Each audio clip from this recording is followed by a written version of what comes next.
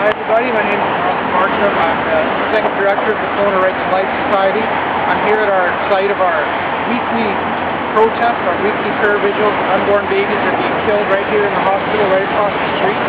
So what we're going to do is we'll have a look at some of these messages, have a look at what they have to say, and offer the pro-life rebuttals to begin our tour. Alright, so here we are at our site, again with the attack of the pro-abortion chalk wielders. And just so we're very clear on what we are out here protesting, let's have a look at what abortion really is. So there you can see the dismembered limbs of an aborted fetus at 10 weeks gestation. There's a coin in there to give you an idea of the size of the small child, person, baby, fetus, whatever you want to call them, that has been violently dismembered by a suction abortion.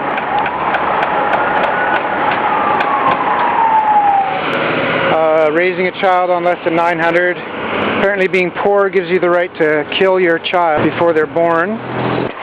Okay, my body, my choice, in amongst these almost ritualistic symbols, of course, represent feminism. My body, my choice, the old standby, the flagship argument. Unfortunately, it just completely ignores the body of the child sleeping in the womb, which is not part of the woman's body. If the child is a male, he has male genitalia, which is not part of the woman's body. He also has fingers and toes. A woman does not have 20 toes, 20 fingers, 4 arms, 2 brains, 2 hearts. It's a completely unique, individual, separate body that is the unborn child. And so these symbols, you put a couple legs on them and it could almost be the unborn child in stickman form. Against abortion, are you against capital punishment too? Well, the implication that all pro-lifers are for capital punishment is false. Many are not. Personally, I'm a little on the fence with that one.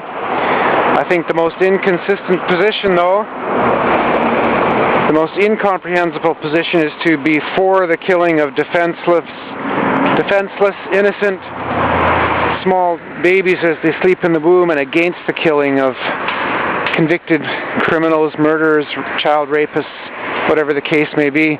Here's a nice big one they took a lot of time with, nice colors. I am a woman with a choice. I don't really know what that means. It's kind of hard to say. Well, I'm a man without a choice. There are many choices that nobody should have. Again, the choice to harm other human beings, which abortion does. People are dying and murdering in Afghanistan. Are you protesting that? Well, I guess some pro-lifers are anti-war as well. I don't know. I don't want to speak for everybody. But if you're criticizing us for not protesting the war in Afghanistan, that's like criticizing the folks who wanted to outlaw slavery or the ones who wanted to end segregation for not protesting the Civil War or the Vietnam War or the Korean War. This one just doesn't make much sense at all. Conjugate. I choose, you choose, we choose, they choose, he chooses, she obeys, with a question mark. Well, the current state of affairs in Canada is actually quite the opposite. The fact is that she chooses and he obeys. He has absolutely no power whatsoever to determine the fate of that child, which is 50% his, by the way. He's utterly powerless. There's no legal recourse for him to save the life of his child. Hey, mind your own body. Again, completely ignoring the fact that if the unborn child could speak, this is what he or she would be saying to the mother submitting to an abortion. Get your rosaries out of my ovaries. Clever little rhyme there. Wouldn't you know it, there are also poets. I don't know, I've never heard of anybody who had rosaries in their ovaries, but I could be wrong on that one. Men of quality want women's equality. Okay, the implication there is that pro-life men are of no quality. In actual fact, we do want equality for all women, including unborn women, who are right now being denied the right to life. There is no moral without a choice. I just don't get that one, so I can't comment on it. Think about it. Okay? Some more of those symbols again. Maybe we could get over this love affair with the fetus and start worrying about children. Okay, that's kind of like the pro-slavery advocate saying, could we get over this love affair with the African and start worrying about real people? If you can't get pregnant, you can't have a say. Okay, so if somebody's beating their 1-year-old with a 2x4, I can't have a say in that. I can't intervene in that because I can't get pregnant. Okay?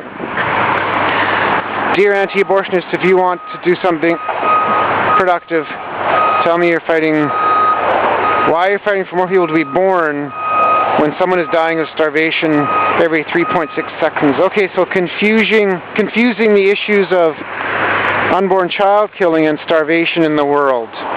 Well, if you follow that logic, why don't we just kill all the newborns who are at risk of slavery, of starvation as well? Then we wouldn't have any starvation in the world. Love your neighbor. Okay, and included in that term, the neighbor is the unborn child. Why are you excluding your neighbor, the unborn child, your closest neighbor? Against abortion, that's your choice. That's true, it is our choice. It's also our responsibility, though. If we see an injustice occurring in society, it's our responsibility to speak out against that injustice. And if you recognize that it's our choice to be here, why are you devoting so much time and energy to discourage us from exercising our choice? Want abortion outlawed? How many unwanted children are you willing to adopt? Again, the same thing. Apparently my unwillingness or inability to adopt children gives you the right to kill your child. It's kind of a strange logic there. And in fact, pro-lifers are adopting children, many, many, many children, and reaching out to women in crisis pregnancy centers. And again, we're also reaching out to women who are suffering from an abortion in their past. We're actually doing more for women and children than the other side. Another popular pro-abortion slogan, can't trust a woman with a choice, how can we trust her with a baby? Well, there's many, many choices that nobody should be trusted with. In fact, that's why we have laws, because people can't always be trusted to do the right thing. If that was so, we wouldn't have laws against rape and murder and incest and whatever else. Women's rights, my body, my choice again. Okay, let's move along here. We're running out of time. How many prisons contain unwanted children? I'm not sure. Probably a few. Probably lots of wanted children end up in prison as well. Doesn't mean we should kill babies just because they might go to prison someday. Less judgment. Okay, well, they seem to be judging us quite vocally and quite harshly here by the effort they're put into here. How many times do we need to go over this? The law is on my side. Well, we're completely aware of that. We only have to go over it once. I wonder if you're aware abortion is legal right up to the moment of birth for no reason, any reason at all in Canada.